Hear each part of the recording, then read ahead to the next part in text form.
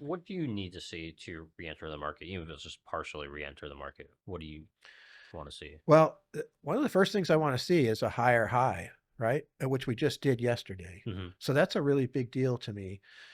I'm a little worried about it because everything is sort of manufactured here. I mean, this is not a crisis that it was created by economic numbers or like that when I talked about the 10% drop and how that worked in the summer and early fall of 2023.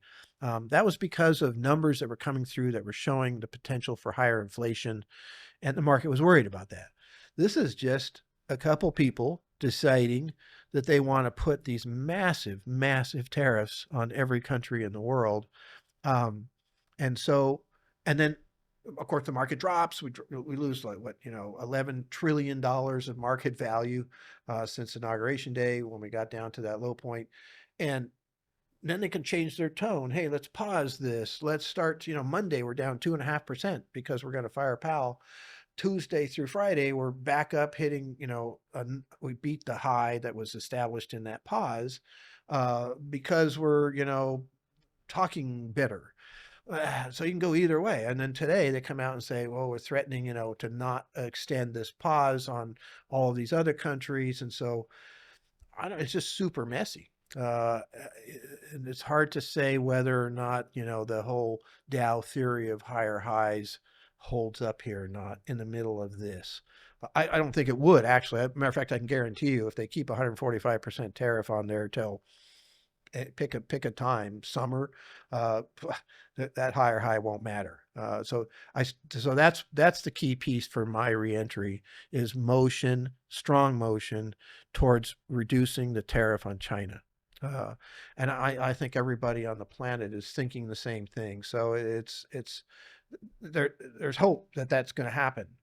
I hope by next week there's something that happens that's substantial. Let's lower our tariff from 145 to 125 to match what they've done.